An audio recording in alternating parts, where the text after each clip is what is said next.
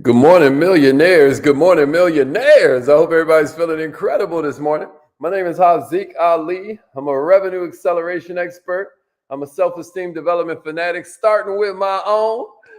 And our whole goal is helping you go further, faster, with less effort. Let's call in on the live line. Let's go, y'all. Make sure you have registered for the newsletter. You have something special. You have greatness in you. Hello, this is Les Brown, and you're in the right place at the right time because we're going to bring the millionaire out of you. Facts. Just hold on. All right, let's go. Let's go. I hope everybody's feeling good this morning. Hold up. Thank you. Hey. Please announce yourself. Hold up. All participants are muted. Entry and exit tones are off. All right. Good morning, millionaires. This is our first time back live since the Kaizen Academy this weekend. You know, these past 3 Kaizen Academy classes are crazy. It's this course we do called Prospects on Demand. A lot of times you don't have the confidence you wish you had because you don't have the prospects you wish you had. You know what I'm saying? And so what we're doing here is we came up with something called Prospects on Demand. And what that means is if you let us, then we got the power to change everything for you because we can create opportunity wherever we go. So that first class was all about finding the ones that's ready to go. The second class was all about getting rid of skepticism and building rapport a lot quicker. And, you know, we talked about how one of the main ways to do that was influence, right?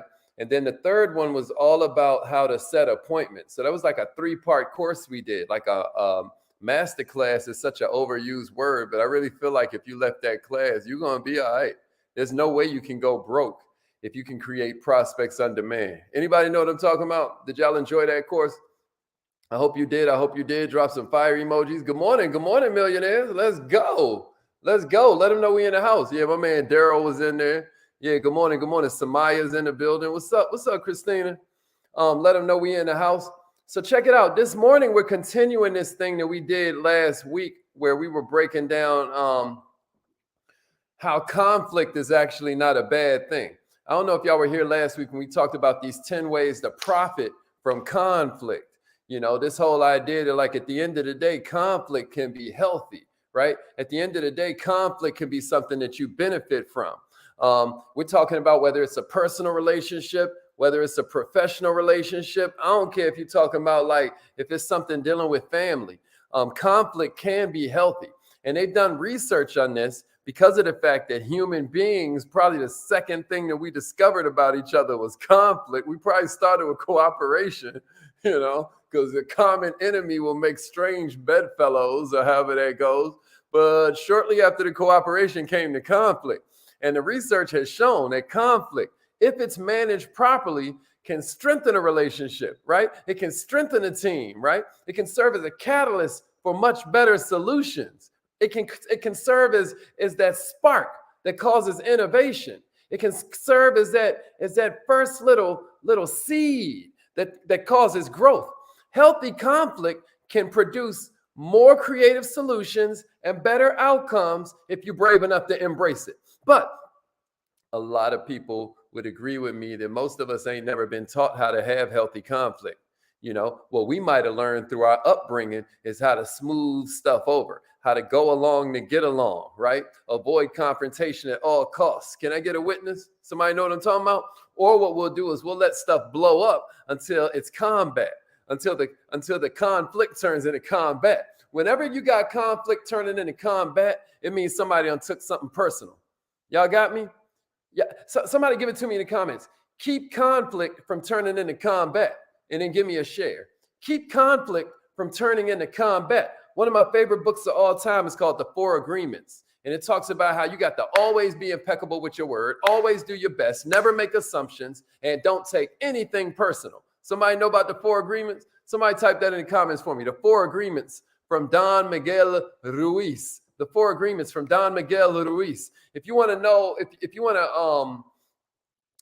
a summary I did of that book, then hit me up in my inbox and I'll send you this 4 Agreements summary I did if you don't have time to read the whole book. Yeah, let them know, Jackie.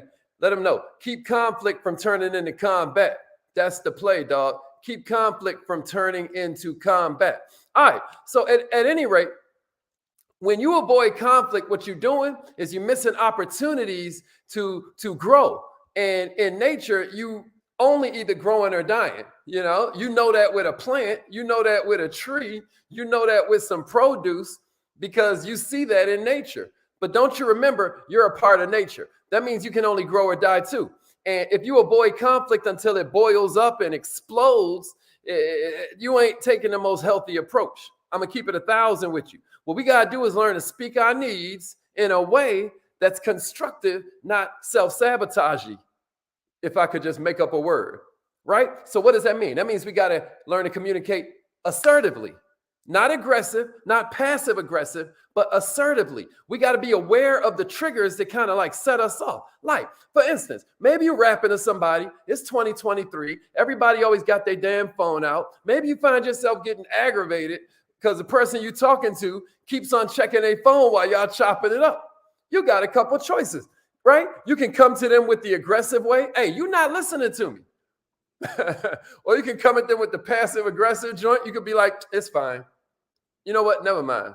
You know what? Just forget it, right? That would be being passive aggressive. You saying it's fine when it really ain't. Or you can have assertive communication. Hey, would you prefer we talk a different time? It's kind of hard for me to concentrate while you on the phone, you know? Or you can say something like, when you're looking at your phone, I don't feel like I have your full attention. And it's not what you say, it's how you say it. But y'all dig what I mean? You can go assertive, which would be the good one, or you can go aggressive, or even worse, in my opinion, passive aggressive. Here's my point. With aggressive communication, you're forcing your anger on the other person. That ain't an effective approach. With passive aggressive, what you're doing is pretending you have no feelings at all, and now they got to play mind reader and figure out what the heck wrong with you. That ain't too constructive. But neither is treating your own feelings like they unimportant. All that's going to do is build resentment. All that's going to do is build bitterness. So what you want to do is take an assertive approach, where you're honest, but you're not angry, right? You're just honestly and with no emotion in it, communicating how you feel about the situation. This don't mean you don't like the person, right? And we're going to get into that in a minute. This doesn't mean you don't like the person, but what it does mean is that you love yourself, right? It does mean that you love yourself enough to set boundaries. Somebody say, no boundaries, no peace. Can somebody get that to me? No boundaries, no peace. Yeah. 4 agreements from Don Miguel Ruiz with an R at the end. Somebody say, no boundaries, no peace. Y'all know this one already? No boundaries, no peace. If you just letting everybody run all over you, where do you stop and they begin? Where do they begin and you stop? You know, who are you? What makes you you? Right? Somebody say no boundaries, no peace. Check it out. You can't change people, but you can train them how to teach you. You can't train them how to teach you. You with me? So how do you effectively manage conflict? Right? Like how do we keep conflict from turning into combat? You ready? Yeah, somebody say no boundaries, no peace, and then give me a share. No boundaries, no peace, and then give me a share. No boundaries, no peace. No boundaries, no peace. I'm going to give you 7 secrets for keeping the conflict so that it's helpful to you. All right, here's the first one I got for you. Write this in your notes. Being assertive is okay. Being assertive is okay. Engaging in healthy conflict starts with you learning how to walk that line between brutally honest and necessarily honest. You know what I'm saying? Life is a dance between both sides of the coin, right? What if you could learn to not stand on heads or tails, but stand on the edge? Wouldn't that give you an edge? You see what I did there? So, millionaires, remember, being assertive is okay. If I'm brutally honest, then what I'm doing is probably putting people down. Or at the least, I'm not really caring how they're going to take it. Like, take it how you want. This is how I feel right now. But necessarily honest is just about keeping the information flowing. Instead of you avoiding conflict, what you're doing, instead of getting aggressive or becoming passive aggressive, you're assertively communicating what it is you know you need from other people. You're clearly communicating your expectations, right? you're making sure that you get understanding. Somebody give it to me in the comments. And all you're getting, make sure you get understanding. And all you're getting, make sure you get understanding. Here's the second one I got for you. Get to the point. Man, some of us that are watching right now, ladies, they ramble sometimes. But I'm going to tell you, sometimes the fellas do it too. Like we ramble. Get to the point, man. Especially if you're dealing with what we call a winter personality. Winter personalities, who a lot of times you'll see in leadership positions, et cetera, and so forth, they can't stand somebody meandering. They can't stand somebody beating around the bush. Get to the point, man. If you're being vague and you're avoiding the real topic, what you're doing is you're creating confusion. You're taking away my clarity. You're taking away my power. Like, let's get to it, man. So what I'm saying is start the conversation with candid feedback, right? And then use the rest of the conversation to get to the solution. 10% on the problem, 90% on the solution. Get to the point. Y'all with me? Somebody say, get to the point. That's number 2. Get to the point. Here's the third one I got for you. Pay attention to behavior. Pay attention to behavior. We all got different styles in which we communicate. We all got that. We all got different ways we see the world. We all stay in the same building, but we got different views. You know what I'm saying? Everybody's looking at it through a different lens, a different perspective. If you just would know the characteristics of different behavior styles, you could understand how to change your approach so that you can reduce the conflict. They always talk about the golden rule. Treat other people how you would want to be treated. What we teach around here is closer to what I guess we can call the platinum rule, where you treat people how they want to be treated. The golden rule is treat others how you want to be treated. The platinum rule is treat others how they want to be treated. Matter of fact, if any of y'all need this training that we did on the 4 seasons of personality, if you want to know the difference between an organizer, an empathizer, a socializer, and a analyzer, right? Another way to say that is summer, winter, spring, fall, right? If you want to know the difference between those 4 personality types, reach out to me and I'll send you a training that we did on it that'll make it really plain for you. But check it out. That's number 3, y'all. Pay attention to behavior. Learn personality types. Here's the 4th one. Replace you language with I language. You may want to write this in your notes. It ain't your fault, but it is your responsibility. Check this out. It ain't your fault, but it is your responsibility. It ain't your fault that this person had no home training. It ain't your fault that this person was never taught this level of awareness that you're blessed with. It ain't your fault that this person took advantage of you when you weren't feeling so powerful, right? When you were feeling a little vulnerable. It's not your fault that you were manipulated by this person in the past. It's not your fault that this coworker is getting on your nerves or this teammate dropped the ball. It's not your fault. Check it out. It is your responsibility. You hear what I'm saying? It is your responsibility. So when you're talking to people, maybe what you want to do a little bit more is replace all the you language with I, right? I language. If I point one finger at you, I got at least 3 pointing back at me, and then my thumb is kind of pointing down. But what I'm saying is it's 3 times more on me than it is on you. You know what I mean? And when I start to use I language instead of you language, now I'm not putting you on a defensive, right? Think about how you feel when somebody starts everything off with you and you should and you always and you never. Think about how you feel. Check it out. That's how they feel too. So when someone begins a sentence with I feel or I need, we instantly get a little bit more receptive. Y'all with me? Y'all with me? I'm just trying to give you some secrets to this thing. Here's number 5. Focus on the issue, not just the person. You know what I'm saying? You heard. Focus on the issue, not just the person. You feel me, Corey? Yeah, let her know, cuz. Focus on the issue, not just the person. This is number 5, Diane. Focus on the issue, not just the person, Denise. Check it out. Instead of saying, you said you would finish this by today, man. Maybe you switch to, the project really needs to be finished today. What you think we need to do to make it happen? You see the difference? Now you're not making this person feel some kind of way, which is going to do nothing but prevent them finishing the project with the proper energy. What if you knew how to manage the energies of the people around you? Could you get a lot more done? What if you knew not to make a bad situation worse with some crap you say? Could you be a lot more effective? What if you learn to focus on the issue, not the person? As soon as you make the discussion personal, you turn in conflict into combat. You with me? By keeping the conversation about the issue, you're going to reduce the defensiveness. Here's number 6, y'all. Paraphrase. Paraphrase. Somebody give it to me. Paraphrase. What am I saying? This is a listening skill of the wealthy. This is a listening skill of the wealthy. Learn to paraphrase.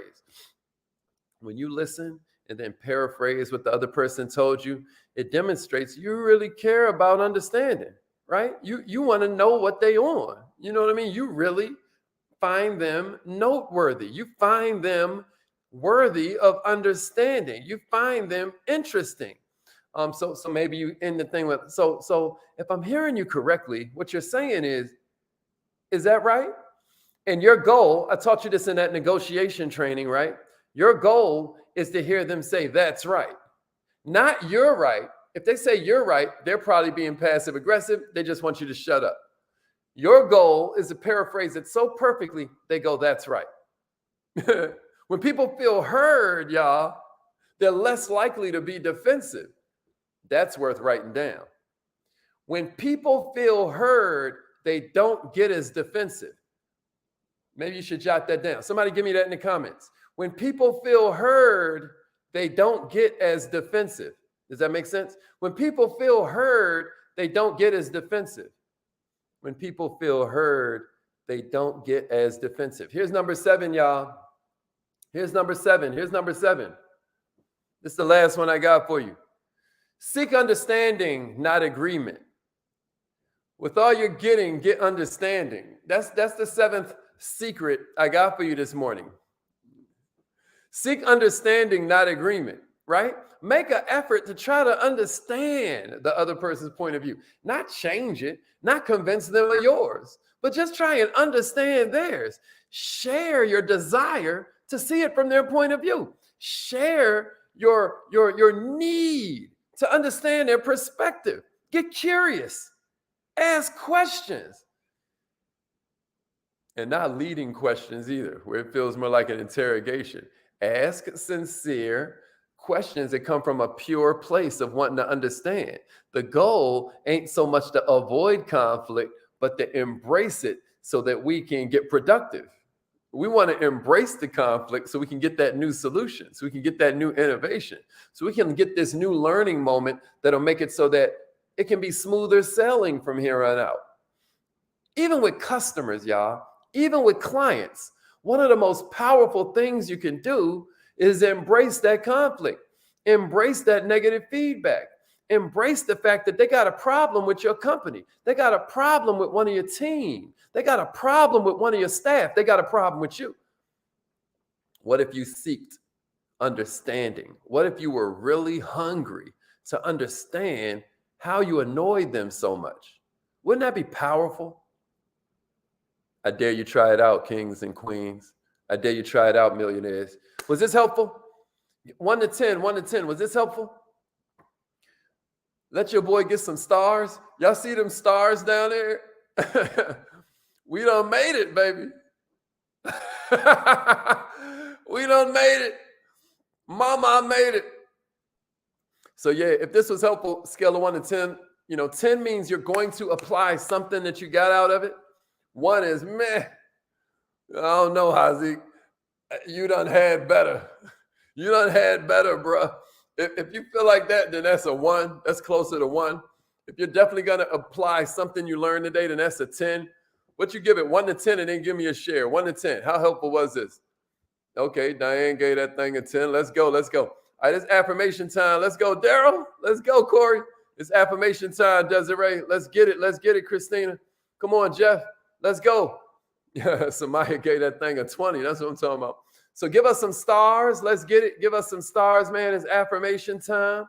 It's affirmation time. Let's get it. Yeah, Sade. Good to see you, Queen. Glad you made it in. Jackie. I want to know how I could do better, baby. Oh, okay. He meant a 10. All right, y'all. It's affirmation. You're crazy, dog. All right, it's affirmation time. Let's get it. Let's get it. Let's go. These are the same affirmations I was saying when I was sleeping in my car, y'all.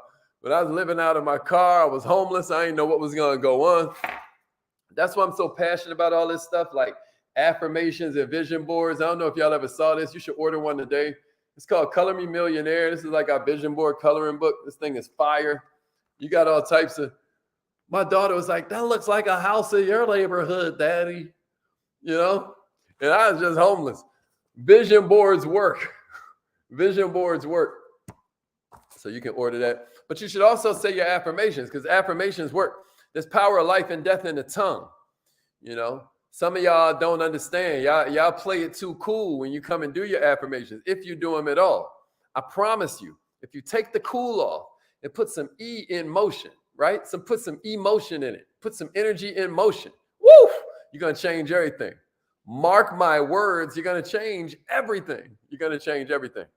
Hope this felt good to you this morning. I love you all. And repeat after me. Say it like you mean it. I am so happy.